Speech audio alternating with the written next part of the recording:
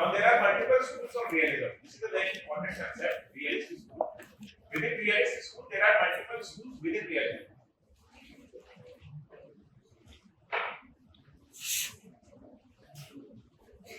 The first school is called as Classical Realism.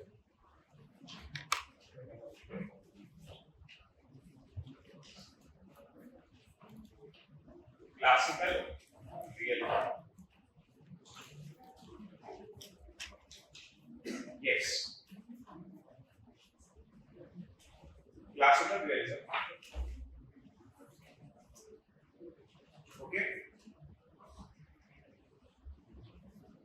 So this is how the realist school of international relations is started. This is by Hans J. Morgenthau, very famous personality. Hans J. Morgenthau. He wrote a book. Write the name of the book, Politics Among Nations. Politics Among Nations in 1948.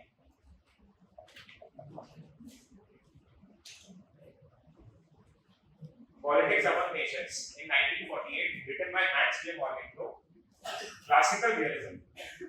This is how the realist school of international relations is started.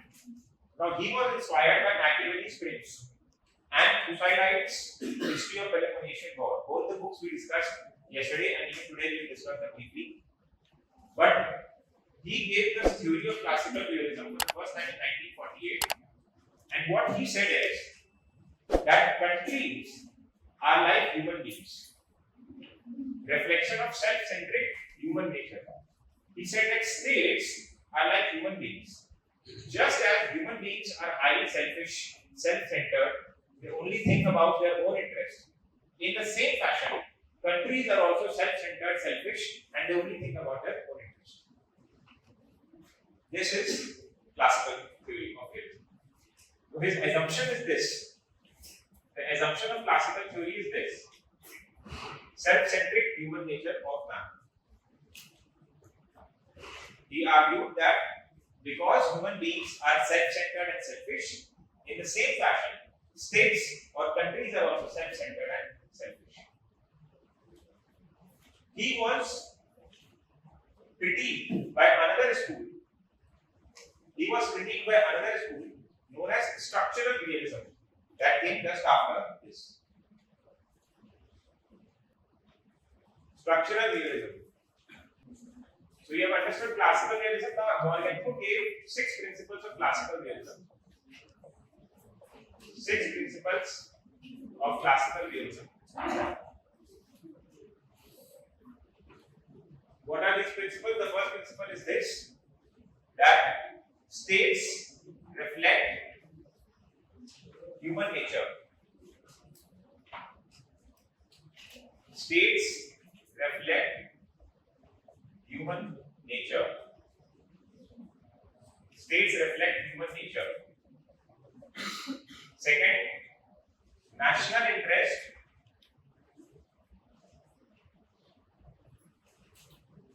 is supreme goal of any state.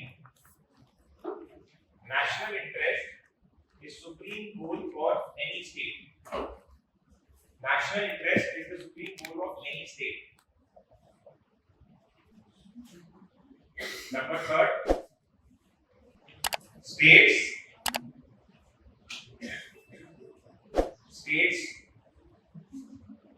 pursue negotiations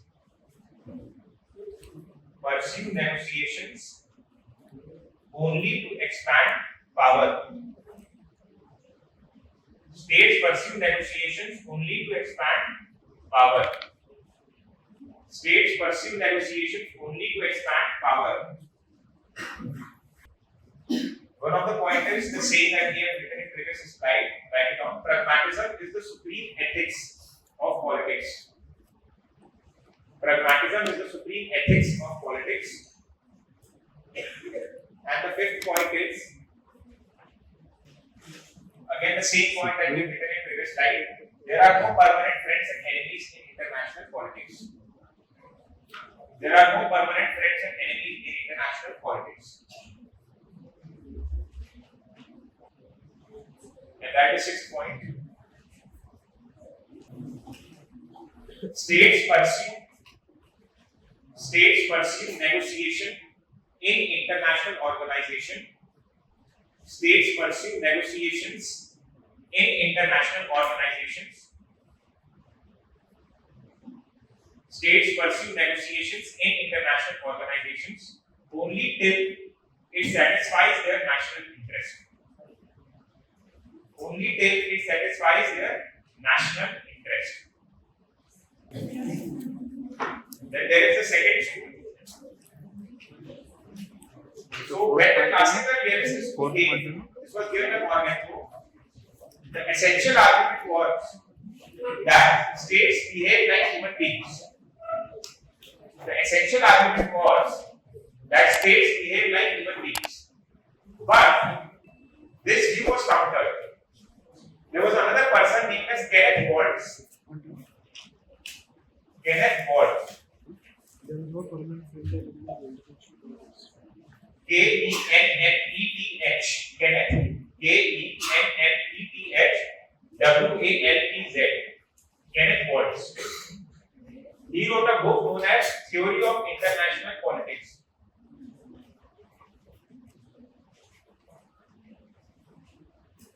Theory of International Relations.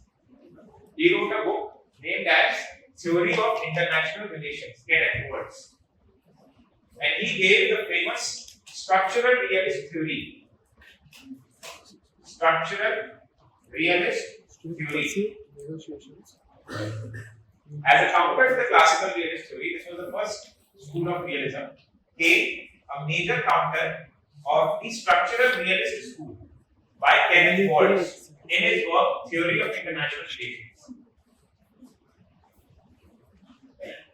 Theory of International Relations. Kenneth Waltz. Now, what did he say? This view argued that the states behave like human beings, just as human beings are self-centered and selfish, states are selfish. What Kenneth Waltz said is that the predisposition, or don't write, I will repeat afterwards. First, we understand. Kenneth Waltz argued that the assumption that states are self-centric in nature because of the human nature is wrong. It is not because of the human nature that states are self-centric. It is because of the nature of the international order that the states are self-centric. Because there is no international actor, there is no international government that can control all the actors. Because the international arena is anarchic in nature, states are forced to maximize their power and gain strength in order to protect themselves. Now understand, right now you are in a country where if your rights are violated, you can go to a court. Let's say if you are in a society where there is no government, there is no courts, then the only way to secure yourself is to increase your power. In the initial days, when there was no state, there used to be muscle strength. Those who had greater muscle strength were given greater, is the dignity, greater respect of society, because they had the capacity to protect. So that is what Kenneth Waltz argued, that it is not because human beings are selfish and states are also similar to human beings that states are selfish. It is because the international arena is anarchic in nature that states are forced to protect themselves only by expanding their power. Only if they expand their power and strength can the states ensure that they can develop the necessary deterrence against their enemies. Otherwise, the enemy state can come and attack at any point in time. So this was a major counter to the classical realist theory. So write down the structural realist theory given by Kenneth Waltz argued. The structural realist theory given by Kenneth Waltz argues that states are power-centric. That states are power-centric.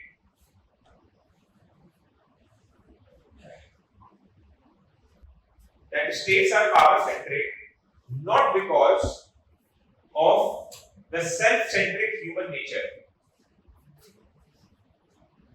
That states are power-centric not because of the self-centric human nature. That states are power-centric not because of the self-centric human nature, but because the international arena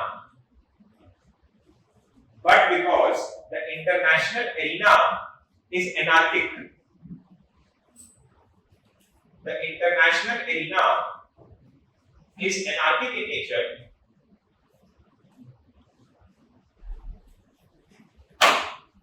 but because the international arena is anarchic in nature and it constrains the states, constrains constrains the state to maximize their strength. Because the international arena is anarchic and it constrains the state to maximize their strength. This is the essential assumption of structural realism. Because it constrains the state to maximize their strength. Okay? Now, within structural realism, there are two subscripts. Now, understand this carefully. This is very interesting here. And this is how it will connect with the current trend of geopolitics. Now, within structural realism, there are two schools. One school is called as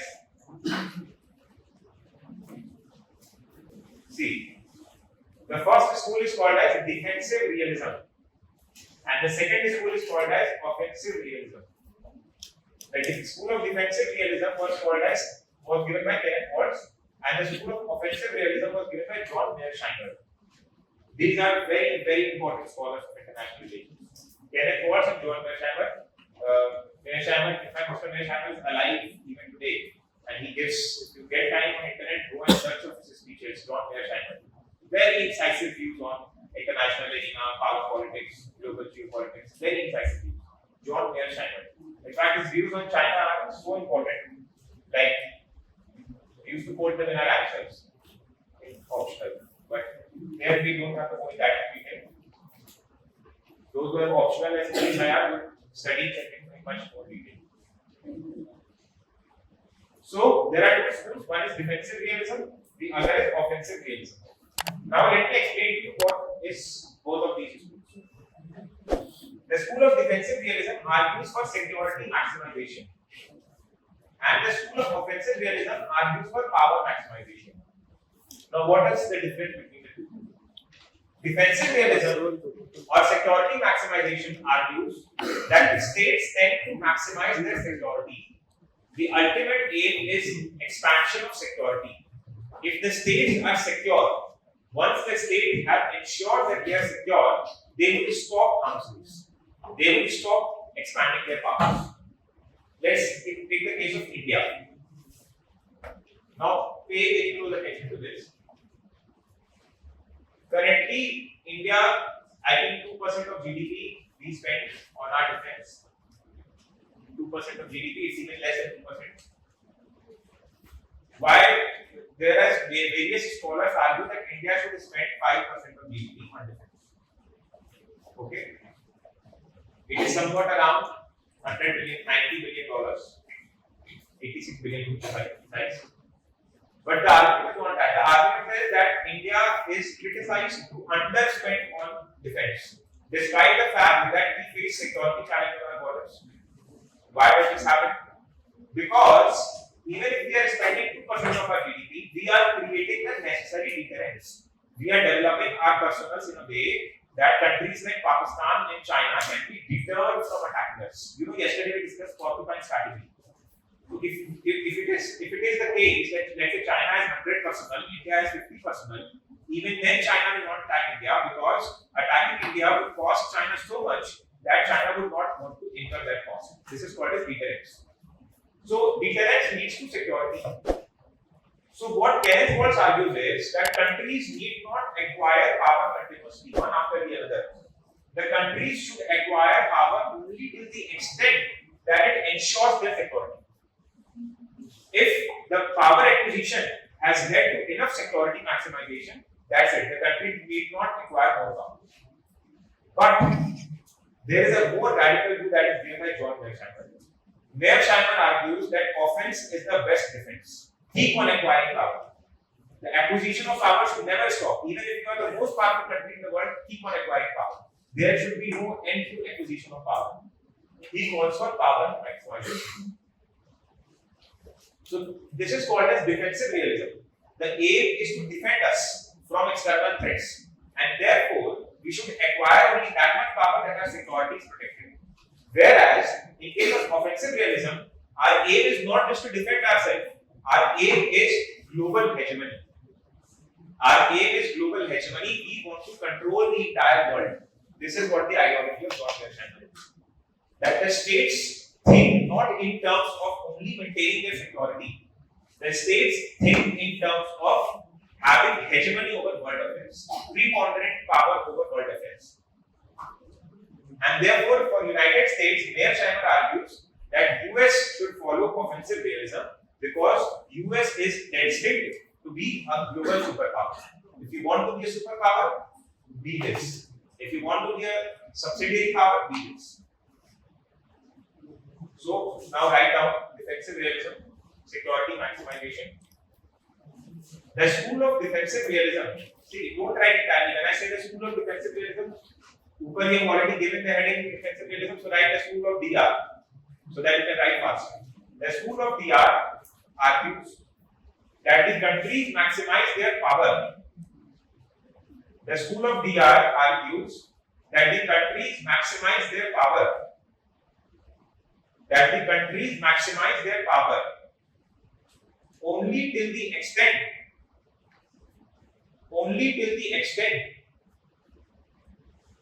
that their security is ensured. The countries maximize power only till the extent that their security is ensured. Also develop the habit of writing very fast. In mains examination, you have to write very fast. So try to develop this habit. So defensive realism argues that the countries should maximize their power only till the extent that it ensures their security. Then take the next heading, offensive realism, given by John Mearsheimer, write his famous book, The Tragedy of Great Power Politics.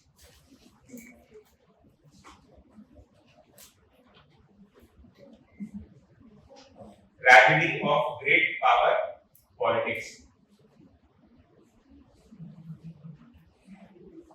Now, if you don't remember this, how we used to remember an exam, I would write it in TGPP. For example, I would record TGPP and I would write a full form. Very important book, a very good book. I think it was written in 2003. The Tragedy of Great Power Politics.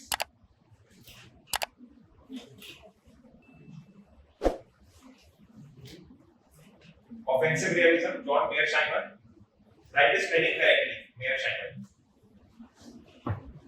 John Mearsheimer, The Tragedy of Great Power Politics.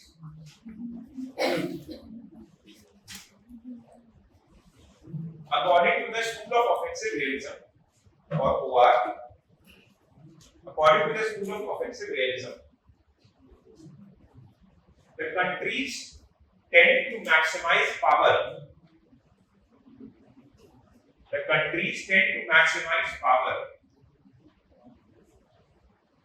According to the school of offensive realism, the countries tend to maximize power both as means as well as ends. Both as means, MEANS, as well as ends. You know, by means versus ends, what is the meaning? I'll come to it. The countries tend to maximize their power both as means as well as ends. Write down, then I'll explain what means and ends. For them,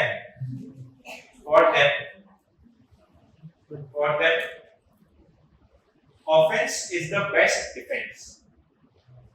For them, offense is the best defense. Offense is the best defense. I'll come to this week versus end debate, but before that, I want you to write more on offensive realism. Very important theory. And with this theory, you will be able to understand the current geopolitics. See, immediately after this theory, we will be coming to world politics. We will be studying about world history, Cold War, post-Cold War, Cold War 2.0, the current structure. So this theory will come again and again. Defensive realism. This is the dominant theory right now in international relations. Right in the paragraph. Now, John Mearsheimer, what are the time like JM? John Mearsheimer argues that the so-called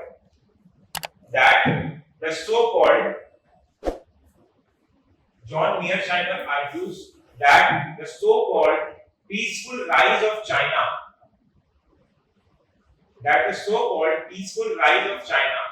is not so peaceful. That the so-called peaceful rise of China is not so peaceful. The Chinese rise aims to establish hegemony. The Chinese rise aims to establish hegemony.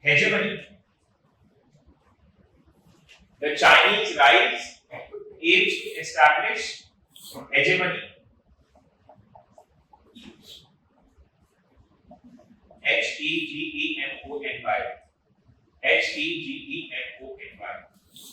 The Chinese rise aims to establish hegemony in international politics and replace United States. The Chinese rise aims to establish hegemony in international politics and replace United States, just like US, and replace US as the global superpower.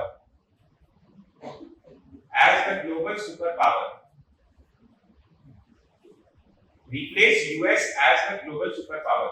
Come to the next paragraph. The US must therefore contain China as much possible. The US must contain China as much possible through following steps.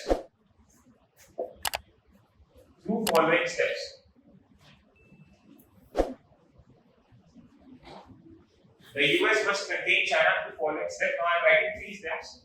First, buck passing.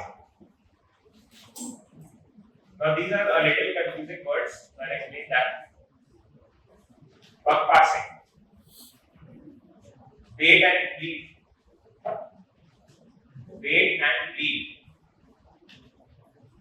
Bloodletting. I'll explain the spelling also if you're not able to see. First, buck passing. Buckassing. Buck passing. We have a buck. There's a game where a ball is there in the hand, the song plays. You pass the ball, the song stops. Those who have the ball gets out. That is called as buck passing. So first is buck passing. Second is bait and lead. Bait is, when you are fishing, you use a bait. A small fish or a worm is used as a bait. You put it in the water, the fish comes and eats the bait, leads to death, and then the fish is taken out. Bait and lead. See, these are very pragmatic scholars. They think at other level how to defeat other countries. Bait and lead. And the third is bloodletting. What is bloodletting? That you let some other country give away their blood. You let some other country give away their blood, so you are secure. To divide and rule kind of thing. Okay? And I would also discuss some of John Mearsheimer is a very interesting personality, very important for international relations. Now, first is buck passing. Pass the buck to some other country. So, what US would do? US would install porcupine strategy in Taiwan. How? Instead of directly contesting with China, you arm Taiwan. Instead of directly contesting or fighting with China, because you know that China is also very powerful and it would also, it's a nuclear power also. So what you do is instead of directly weakening directly fighting China, you try to weaken China by arming Taiwan. You give military ammunition to Taiwan, you give high-tech technology to Taiwan. Now, with Taiwan's increasing defense preparedness and military capacity, China would get nervous. And there's a high possibility that China and Taiwan would end up in a conflict. Recently, the former US Speaker Nancy Pelosi visited Taiwan. That again led to very high tensions. So this is buck passing. You cannot fight, so you pass the buck on someone else. The same thing US did with Russia. US armed Ukraine, heavily armed Ukraine with ammunition. Now, instead of directly fighting Russia, Ukraine is fighting Russia with Western weaponry. So this is US strategy of weakening its adversary, buck passing. Example is occupying strategy in Taiwan. Second, bait and bleed. What is bait and bleed? Try to invite them to something and then harm them. Invite them onto something and then harm them. How would you do that? So in China, there are three major issues that US takes up. The first issue is that of Tibet. The second issue is that of Xinjiang, also called as Xinjiang. The third issue is that of Hong Kong. Hong Kong. Okay. These are the three major issues. What it would do, that would bait China. I would give you one China policy. I would accept all these three as part of China. So China would become happy that US has given recognition, but contrary to that, US will send CIA agents to these three countries and promote social movements and protest against the Chinese government. So bait and bleed. You bait them by giving them something which they want, and then you bleed them by sending your intelligence and overt troops overseas and benefiting, anti-China movements in these three areas. The same thing US did recently in case of Bangladesh. These are very confidential things. Generally, do not come in public domain. What happened in Bangladesh? That there are three main characters in this. One is Sheikh Hasina. Sheikh Hasina, who was leading the Awami League. Okay. And second is Muhammad Ayub, the one who is the founder of Grameen Bank, who is right now the advisor in the Bangladesh government. Okay. He has very close relations with the Democratic Party of US. Very close relations with the Democratic Party of US that was in power till now. Sheikh Hasina was having very close relationship with India. At the same time, Sheikh Hasina had fraught relationships or bad relationships with US. Positive relations with India, but negative relationships with US. Muhammad Ayub had very negative perception of Sheikh Hasina. So, in confidence with the Democratic Party, with the US leadership at that time, what they did that they sent CIA agents into Bangladesh, and these CIA agents propelled a very widespread anti-protest movement. Now, there were other reasons also why there was movement against Sheikh Hasina. Some of the works that she did was also condemnable. But US had a major role. And US also wanted to acquire some of the areas of Chittagong Port to counter China, which Sheikh Hasina was not doing. So, it sent CIA agents, and these CIA agents with money and with other resources contributed to the movement started by the local parties, and that led to the overturning of Sheikh Hasina regime. It did not lead to coming up of Zia Khalid's regime.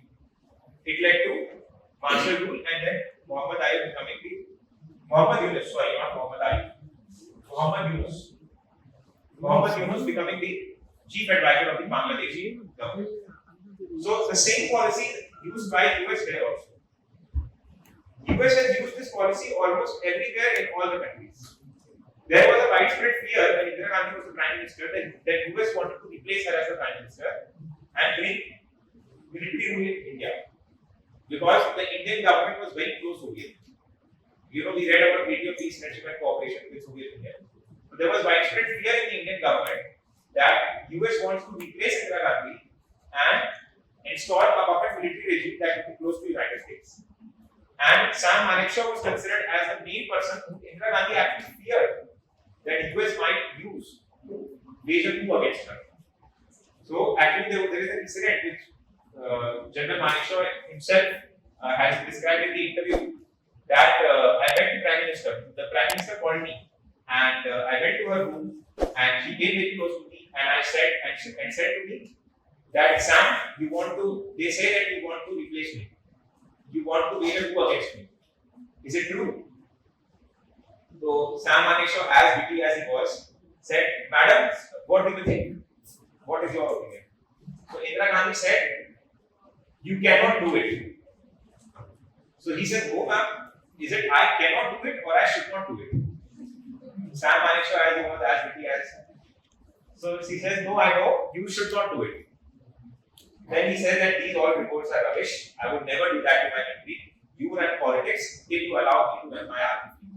I would run the armed forces, you run politics, and I would never interfere in politics. I have no interest in politics. And but he himself said that the US ambassador approached him many number of times, concerning these negotiations. And because he was also like very close to Western powers, he had a very strong interest in UK. So it was felt that he might wage a coup, but he never did that. And he was one of the main persons responsible for us winning the 1971 war. But in Bangladesh, they did that, they are doing the same thing in China. So US, people say that US is a declining power. Many scholars are coming now who are saying US is a declining power. Well, believe me, US's geography is such, and US has such minds, that they find out such innovative techniques that their power has never declined since 1950. Even if Donald Trump has come to power, USA has such brains and such think tank culture that they found way, out of the box ways to win. At the same time, see, in 1980s, US was on the brink of losing the Vietnam War. Cold War was at its peak. We studied that way. US was at the peak of losing the Vietnam War. In fact, it had lost the Vietnam War. Locally also in US, there were a lot of protests against the mass violence that US had committed in Vietnam. So it was felt that US is going to lose the Vietnam War, and it lost the Vietnam War. And everyone was talking of the 100 years of Soviet regime. But it was one president, Ronald Reagan, came and he revitalized US policy, and within 10 years, Soviet Union had perished. Within 10 years. So US is a very, very sharp country in that sense.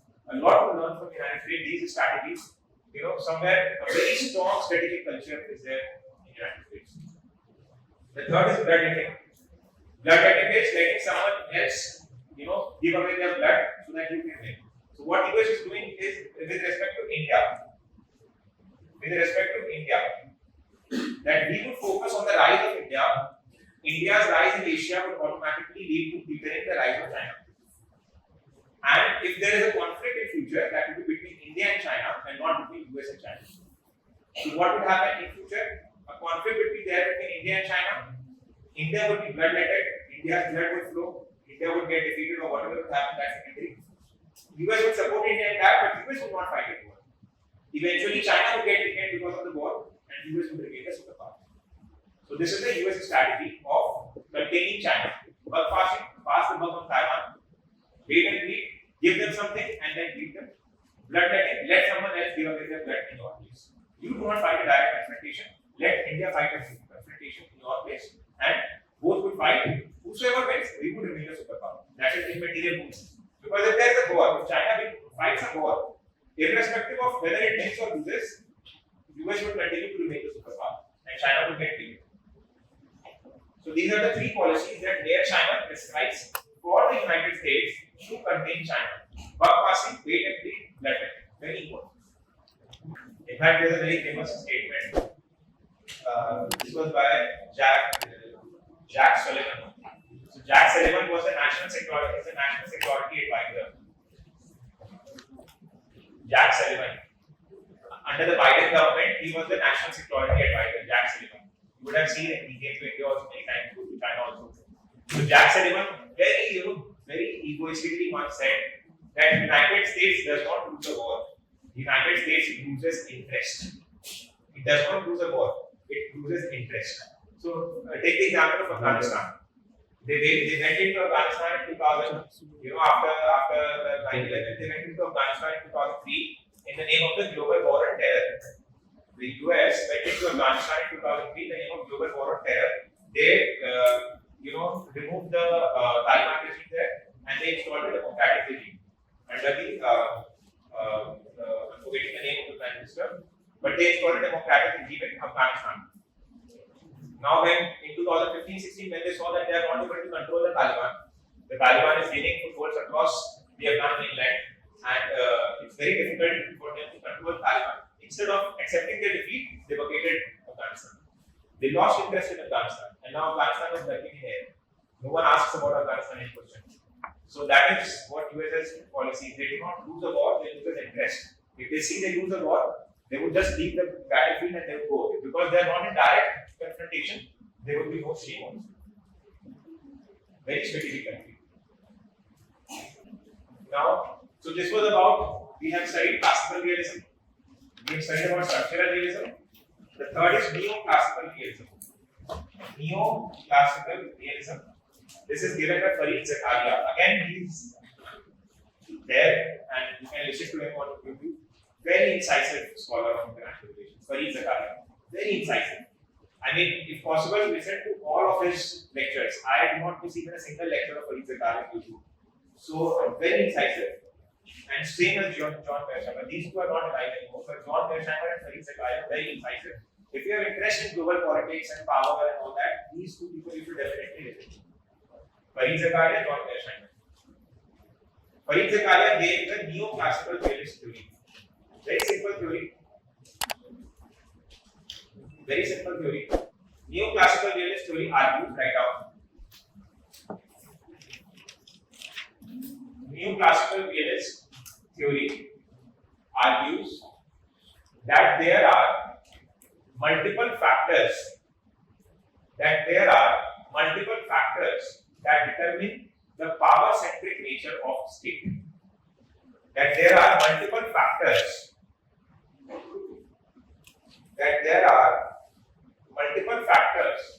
that determine the power-centric nature of state. He undertakes power-centric nature of state. He undertakes actor level analysis. Actor level analysis. ACTOR. Actor level analysis.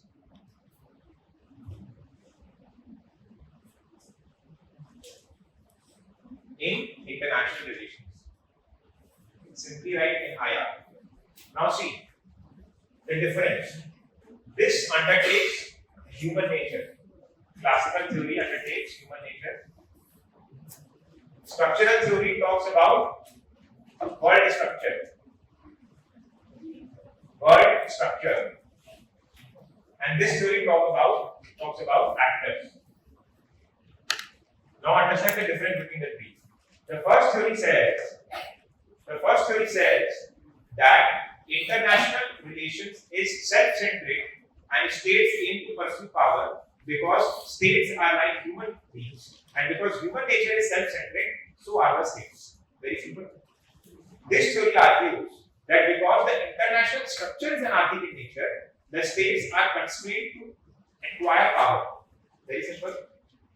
Farid Zakaria builds another level of nuance. He says that there are multiple factors that affect the power politics. One of the most important factors are the various actors that are involved. One of the major actors in this case is leadership. For example, leadership. Leadership of Donald Trump is very different from leadership of Joe Biden. Very different from leadership of Obama. And because the leadership is different, their foreign policy changes and therefore international relations changes. So it is not just the structure, it is not just the human nature, it is also the nature of actors that determine the international relations. This nature of actors can be leadership, this nature of actors can be international organizations, this nature of actors can be terrorist organizations, this nature of actors can be non-governmental organizations. There can be multiple actors that play a vital role in defining international relations. But the major actor in this case which he defines is the role of leadership. Now, Indian government under Prime Minister Modi is very different from those under Prime Minister Manmohan Singh, very different from those under Prime Minister Nehru. So, actor level analysis is also very important to understand international relations. Okay. So, this was the schools of realism.